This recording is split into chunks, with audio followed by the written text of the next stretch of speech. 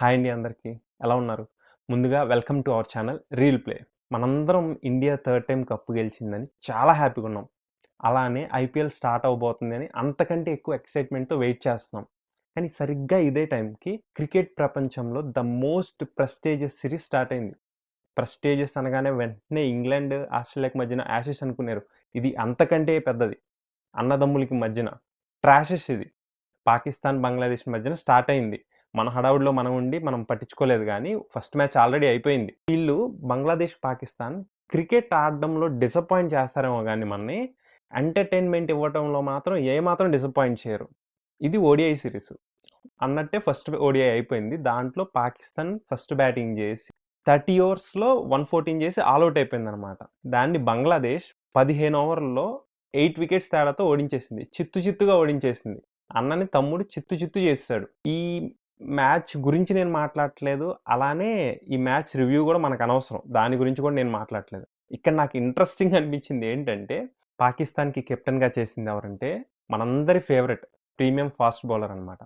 సరే ఇది పక్కన పెట్టేద్దాం. నెలన్నర వెనక్కి వెళ్దాం అనమాట. వరల్డ్ కప్ ముందు జరిగిన డ్రామా. బంగ్లాదేశ్ వాళ్ళు మాకు సెక్యూరిటీ ఇష్యూ ఉంది ఇండియాలో, మేము బాయ్కాట్ చేస్తున్నాం, మేము రాము అన్నారు. వాళ్ళకి ఒత్తాసుగా పాకిస్తాన్ కూడా మేము బాయ్కాట్ చేస్తున్నాం, మేము వరల్డ్ కప్ ఆడం అన్నారు. సిగ్గు లేకుండా వచ్చి శ్రీలంకలో ఉండి వరల్డ్ కప్ ఆడారు. దాని తర్వాత ఏమన్నారు, ఇండియాతో మేము ఆడం, ఇండియాతో మ్యాచ్ బాయ్కాట్ చేస్తామన్నారు. తర్వాత ఏం చేశారు, ఇండియాతో పెట్టుకుంటే ఏమైందో తెలుసు వాళ్ళకి. ఏయో నంగనాచి కండిషన్స్ తీసుకొచ్చారు, వాటిని ఐసీసీ తేకలేదు. అయినా సిగ్గు లేకుండా మళ్ళీ వచ్చి ఇండియాతో మ్యాచ్ ఆడారు. మ్యాచ్ ఆడి ఘోరంగా ఓడిపోయారు. సరే ఓడిపోయిన తర్వాత ఏమన్నా ఉన్నారా అంటే, ఓడిపోయిన తర్వాత మేము ఇండియాతో ఇప్పుడు ఓడిపోయాము, ఫైనల్కి వచ్చి మళ్ళీ ఫైనల్లో ఇండియాని చిత్తు చేస్తామన్నారు. అసలు ఫైనల్తో ఇండియాతో ఫైనల్ ఆడడం సంగతి పక్కన పెడితే అసలు సూపర్ ఎయిట్ స్టేజ్ కూడా దాటలేదు. ఘోరంగా ఓడిపోయారు, వెనక్కి వెళ్ళిపోయారు, వీళ్ళు పాకిస్తాన్ వెళ్ళిపోయారు. కానీ సరిగ్గా బంగ్లాదేశ్ ఇదంతా చూస్తూనే ఉంది ఏం జరుగుతుందో. బంగ్లాదేశ్కి వీళ్ళు చెప్పిన మాయ మాటలన్నీ వింది. అండ్ వీళ్ళని అన్నదమ్ములు అని చెప్పేసి బంగ్లాదేశ్ని పాకిస్తాన్ ఎలా మోసం చేసిందో అంతా చూశారు వాళ్ళు. నైస్గా టైం కోసం వెయిట్ చేశారు. ఎప్పుడైతే పాకిస్తాన్ ఓడిపోయి వెనక్కి వెళ్ళిపోయిందో వాళ్ళ దగ్గరికి, అన్నా మన ఇద్దరం కలిపి ఒక ప్రెస్టీజియస్ సిరీస్ ఆడదాం, అదే ట్రాషెస్, మీరు మా కంట్రీకి రాండి అని మంచిగా ఇన్వైట్ చేశారు. పాకిస్తాన్ కూడా అరే పాపం వీళ్ళని మనం మోసం చేసినా కానీ వీళ్ళు మన ఇన్వైట్ చేశారని చెప్పి అన్నీ సర్దుకొని వెళ్ళారు ఆడడానికి. ఇక్కడ వరకు అంతా బాగానే ఉంది. కానీ ఇవాళ గ్రౌండ్కి వెళ్ళిన తర్వాత అసలు స్క్రిప్ట్ బయటపడింది అనమాట. ప్లాన్ చేసి ఎగ్జిక్యూట్ చేశారు. పాకిస్తాన్ మన ఇండియాతో T20లో 114 రన్స్ కాల్అవుట్ అయింది. ఇవాళ బంగ్లాదేశ్ కూడా పాకిస్తాన్ని సేమ్ 114 రన్స్ కాల్అవుట్ చేసింది.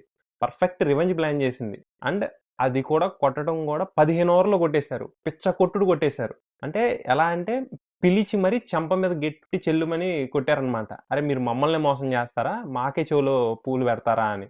ఆ రేంజ్లో ప్లాన్ చేసి ఎగ్జిక్యూట్ చేసింది అనమాట ఇవాళ. ఇక్కడ నాకు ఫన్నీగా అనిపించింది ఏంటంటే పాకిస్తాన్ రివ్యూవర్స్ వాళ్ళ ఫ్యాన్స్ పెట్టిన కొన్ని కమెంట్స్ నాకు సోషల్ మీడియాలో కనిపించినాయి అనమాట. అందులో ఒక రివ్యూవర్ ఏమంటాడంటే, ముందుగా బంగ్లాదేశ్ ఫ్యాన్స్కి సారీ, మా వాళ్ళు అక్కడికి వెళ్ళి ఆడినందుకు.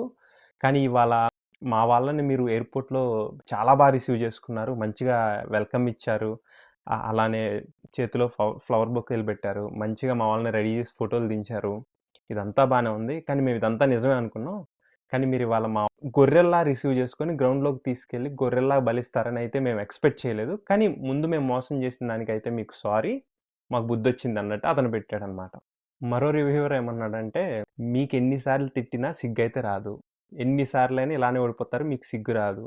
కానీ మీకు సిగ్గు వచ్చింది అనుకొని నేను తిడతానని చూడండి, నాకు సిగ్గు ఉండాలి, మిమ్మల్ని తిట్టడానికి డిక్షనరీలో కూడా ఇంకా వర్డ్స్ లేవు అని చెప్పేసి అతను అన్నాడు అనమాట.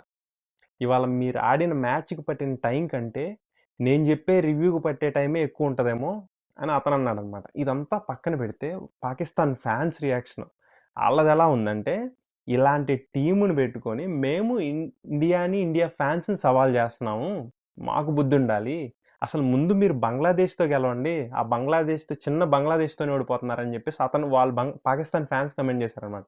దానికి రిప్లై కింద కొంతమంది బంగ్లాదేశ్ ఫ్యాన్స్ ఏంటంటే, మీరు మాతో రైవల్రీ అని మాతో కంపేర్ చేయకండి, మా పరువు తీయకండి. ఎందుకంటే లాస్ట్ 8 మ్యాచెస్లో 2015 నుంచి తీసుకుంటే ఆడిన 8 మ్యాచెస్లో మేమే 5 మ్యాచెస్ గెలిచాము, మాదే లీడింగ్, 5-3తో మేమే లీడింగ్ ఉన్నాం మీకంటే అని చెప్పేసి బంగ్లాదేశ్ ఫ్యాన్స్ అంటున్నారనమాట. అది ఇలా ఎంటర్టైన్మెంట్ ప్రొవైడ్ చేసే ఈ అన్నదమ్ములిద్దరూ మన టీమిండియాని చిత్తుగా ఓడిస్తామని జబ్బలు కొట్టుకుంటూ ఉంటారు. మనందరం చూసాం. మన టీమిండియా చేతిలో చిత్తుగా ఓడిపోయారు. దాని తర్వాత అసలు సెమీస్‌కి కూడా క్వాలిఫై అవ్వలేదు. దాదాపు ఇక క్రికెట్ చచ్చిపోయింది అన్న స్టేజ్‌లో వెళ్ళిపోయారాళ్ళు. ఇప్పుడు ఏదో కొద్దిగన్నా బతుకుందేమో అనుకున్న టైంకి ఈళ్ళు వెనక్కి తీసుకొచ్చి బంగ్లాదేశ్ ఆళ్ళు ఇవాళ చావు దెబ్బ కొట్టారు. కట్టప్ప కంటే పెద్ద వెన్నుపోటు పొడిచేశారు ఇవాళ. పాకిస్తాన్ క్రికెట్ ఎంత దారుణమైన స్టేజ్‌లో ఉందంటే, ఒక సింపుల్ ఎగ్జాంపుల్ చెప్తా. 2 సిట్యుయేషన్స్. మొన్న వరల్డ్ కప్ ఓడిపోయారు కదా! సెమీస్‌కి కూడా క్వాలిఫై అవ్వలేదు. ఆళ్ళ కంట్రీకి వెళ్ళిపోయిన తర్వాత వాళ్ళ గవర్నమెంట్ మీరు సెమీస్‌కి కూడా క్వాలిఫై అవ్వలేదు. మమ్మల్ని ఘోరంగా అవమానించారు. అందుకని పెనాల్టీ ఫైన్ కింద మాకు ఇంత కట్టండి అని చెప్పేసి ప్రతి ఒక్క ప్లేయర్ మీద ఒక బండేసిందంట. ఇదేం లాజిక్కో నాకైతే అర్థం కాల. ఎందుకంటే వాళ్ళు 2009లో వరల్డ్ కప్ గెలిచినప్పుడు ఒక్కొక్క ప్లేయర్‌కి 25,00,000 ఆర్ సంథింగ్ అని చెప్పేసి ప్రైజ్ మనీ అనౌన్స్ చేసింది గవర్నమెంట్. చెక్కులు కూడా ఇచ్చిందంట. ఆ చెక్కులు పట్టుకొని ప్లేయర్లు బ్యాంకుల దగ్గరికెళ్తే చెక్కులు బౌన్స్ అయినాయంట. ఏది గవర్నమెంట్ ఇచ్చిన చెక్కులు బౌన్స్ అయిపోయాయి. సరే ఇదేందిరా అని బోర్డు దగ్గరికెళ్తే మీకు చెక్కులు ఇచ్చింది గవర్నమెంట్. ఎళ్లి గవర్నమెంట్‌ని అడగండి అన్నారంట. గవర్నమెంట్ దగ్గరికెళ్తే మాకు గవర్నమెంట్ రన్ చేయడానికే డబ్బులు లేవురా మీకెక్కడి నుంచి ఇచ్చేము అని అన్నారంట. ఆ రోజేమో బౌన్స్ అయిన చెక్కులు ఇచ్చారు. ఇవాళేమో ఓడిపోయారని చెప్పి డబ్బులు కట్టమంటున్నారు. ఈళ్ళదే ఇంత చెత్త సిట్యుయేషన్‌లో ఉంటే, ఈళ్ళు మళ్ళీ మైక్ ముందుకొచ్చి మేము ఇండియాని ఇంత చిత్తుగా ఓడిస్తాం, అంత చిత్తుగా ఓడిస్తాం. ఇండియా ఇండియా మాకు భయపడుతుంది. అండ్ ఇండియాతో మాకు రైవల్రీ బిగ్గెస్ట్ రైవల్రీ మాది. అసలు ఎక్కడ రైవల్రీ చిత్తుగా ఓడిపోతారు. ఇవాళ బంగ్లాదేశ్‌తో కూడా ఓడిపోయారు. అండ్ ఇప్పుడు ఈళ్ళ భయం ఇంకోటి కూడా ఉంటది. ఇంకోటి కూడా ఉంటదేమో. ఏంటి ఇప్పుడు మనం ఈ ఈ సీరీస్ ఓడిపోతున్నాం. వెనక్కెళ్ళినప్పుడు మళ్ళీ గవర్నమెంట్ మనల్ని ఎంతో డబ్బులు అడుగుతుందేమో అని కూడా అంటారేమో. ఆర్ ఈ సీరీస్ అయిపోయిన తర్వాత ఇంకా ఘోరంగా ఓడిపోయి బంగ్లాదేశ్‌తో ఇలా అంటారేమో. మీరు వరల్డ్ కప్ ఆడలేదు కదా! సో, మీరు నిరుత్సాహంతో ఉంటారు కదా! అందుకనే మేము వచ్చి మీతో మ్యాచ్‌లు ఓడిపోయి మిమ్మల్ని ఎంకరేజ్ చేద్దాం అని చెప్పేసి మీతో ఓడిపోయాము. అంతేగాని మేము సీరియస్‌గా ఆడలేదు. జోక్‌గా తమ్ముడిని ఎంకరేజ్ చేయడం కోసం ఇలా జోక్‌గా ఆడాము అని చెప్పేసన్నా అంటారు ఈళ్ళు మైక్ దగ్గరికొచ్చి మళ్ళీ. మళ్ళీ కొత్త రకాల స్టోరీలు క్రియేట్ చేసి కొత్త ఎంటర్‌టైన్‌మెంట్ క్రియేట్ చేస్తానే ఉంటారు మనకి. That's it for today. Thanks for watching.